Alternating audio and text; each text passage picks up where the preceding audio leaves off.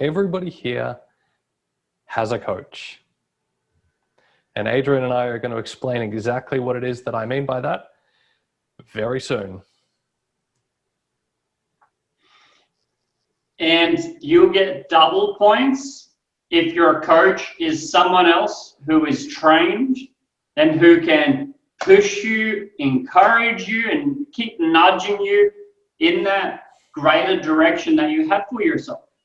Because quite often we'll come with a coach, we set a big goal, but then perhaps week 2 or week 20, we may be a bit lethargic. So to have an outside person to push us and nudge us back onto our track is a really wonderful gift. But what about coaching yourself? The voices inside my head have been coaching me for years, Chris. They keep saying, go have another drink. Go talk to that girl over there. What's that? Only one? Yeah, you are. No, you're not. Have another drink. Out of curiosity, is there any reason why the voices inside your head have a slight American accent?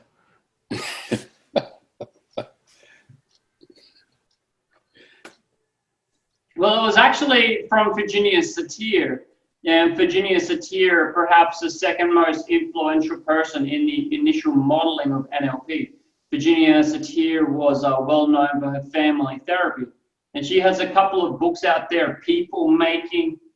It is her #1 book. And she actually talks about how we may have multiple faces or multiple parts inside ourselves. And we often have a part that may be like fearful. And we may have a part that's like, go for your dreams. And we are made up of these little parts. And often these parts end up conflicting inside our head. On one hand, we want this, and on one hand, we don't. One hand, we want to get outside our comfort zone, and on the other hand, we want to stay in our comfort zone. So in today's session, we're going to look at working with ourselves. And this is also applicable to working with other people. So it's actually a combination. We're going to start off with what you would work with, what you want to work on, how you can help other people, what kind of coach would be good for you. That way we can look at it from the client's perspective back. And then we're going to look at it from our own perspective, ways we can self-coach. I'll share a way that I use for self-coaching. Chris will share a way he will coach, and then we'll break into a small exercise around self-coaching. After that, we'll probably jump into anchors and how we can use anchors for self-coaching. After that, we're going to look at some of the meta programs. The meta program is in moving towards and away. And perhaps we might coach people on that. Follow it up with a third exercise about really actually doing the self-coaching. So as NLP practitioners, it's one thing to learn all this, and as coaching practitioners, it's great to be able to take other people through it. But through this session today, you will have more awareness on how you can help people get the results they want. And if something like procrastination comes up, you'll be able to work through it quicker than ever. Cool? So guys, I've got the chat window open. You can write in the chat window or you can write in your books. I want to ask you guys, if you had a coach, if you were paying a coach to assist you, what would you work on?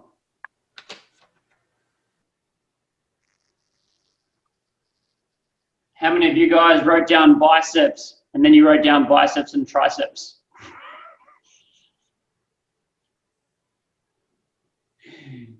No.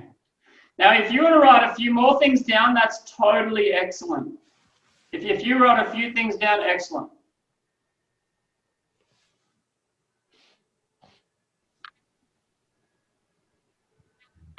Adrian, if you had a coach, what would you work on?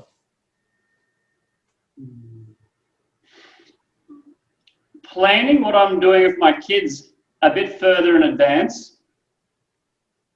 I actually want to coach in the gym soon. I want a coach to visit me in the gym, make sure I'm getting all the technique right. And perhaps an even bigger thing than that would be posture. I really want to nail posture this year, get posture in check.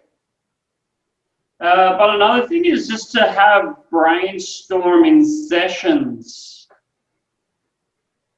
So there's a couple of different guys I have brainstorming sessions with. And I enjoy making money, so I would like to be having brainstorming sessions with someone that gets better, more amazing results than I do in the investment sector. Yeah, so I hired a coach a while ago who was, he's big on social media. He goes really hard, and through working with him, I learned a lot about accelerating my own results. He shared some wisdom from his own experience, his own models. And although we didn't agree on a lot of things, I was still able to see and learn from his point of view. Yeah. That sounds pretty reasonable. Sounds like you have accurately identified an area where you would like to improve and have some idea about the way that you would go about improving it. Sounds like a couple of fairly sensible things that you're going to need to be able to coach.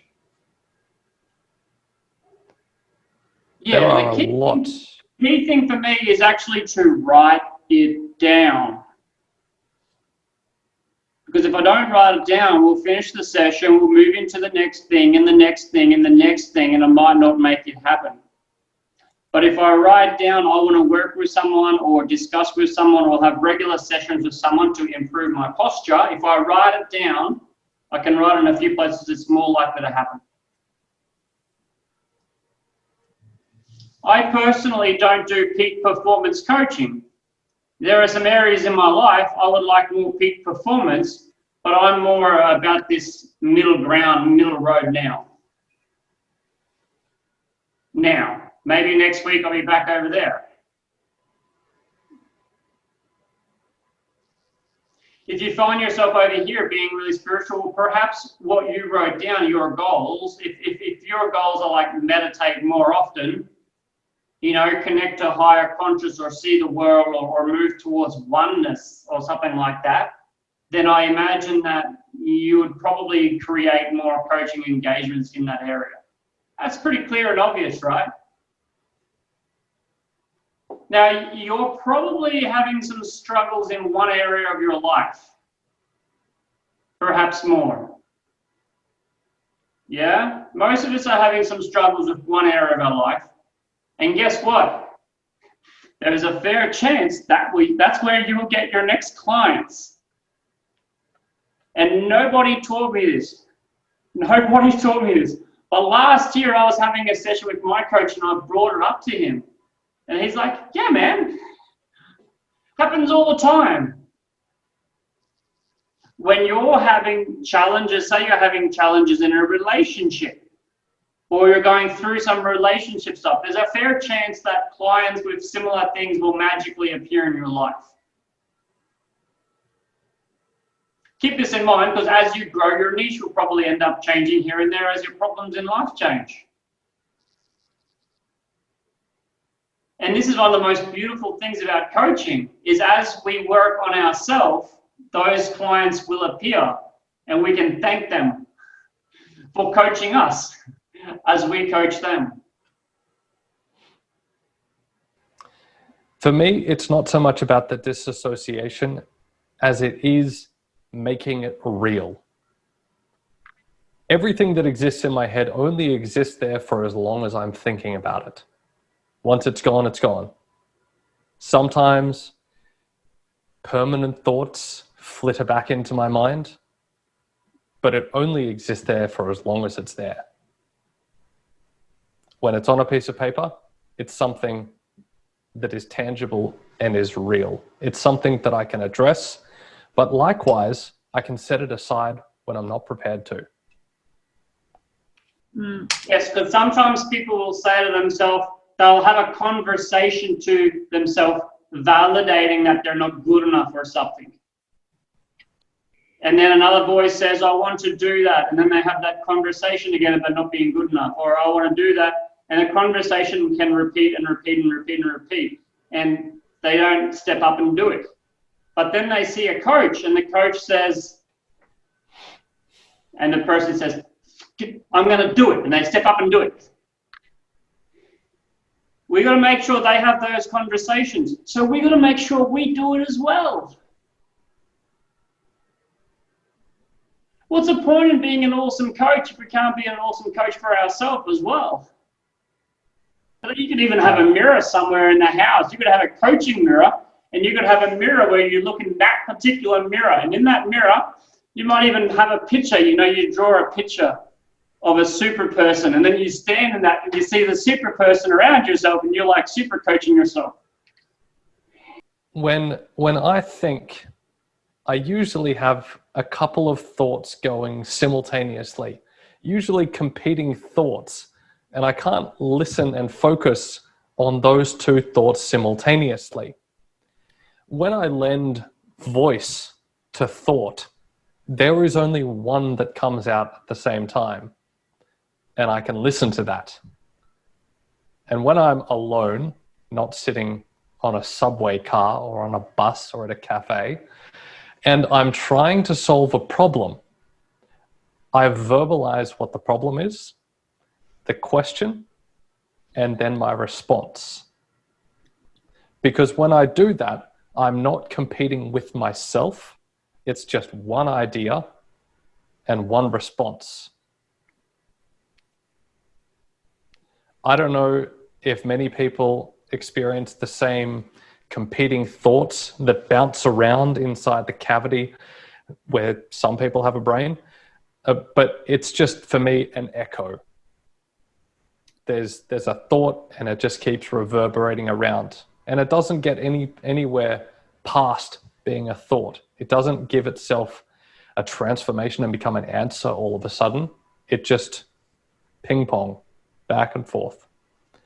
And so when I speak that idea, it allows me to listen to what it is that I've said and how I've said it. What are the words that I've used to describe the problem? Because when we are a coach, we're listening to the words that our clients use to describe their reality. So what are the words that I'm using to describe mine? I can only do that when I speak.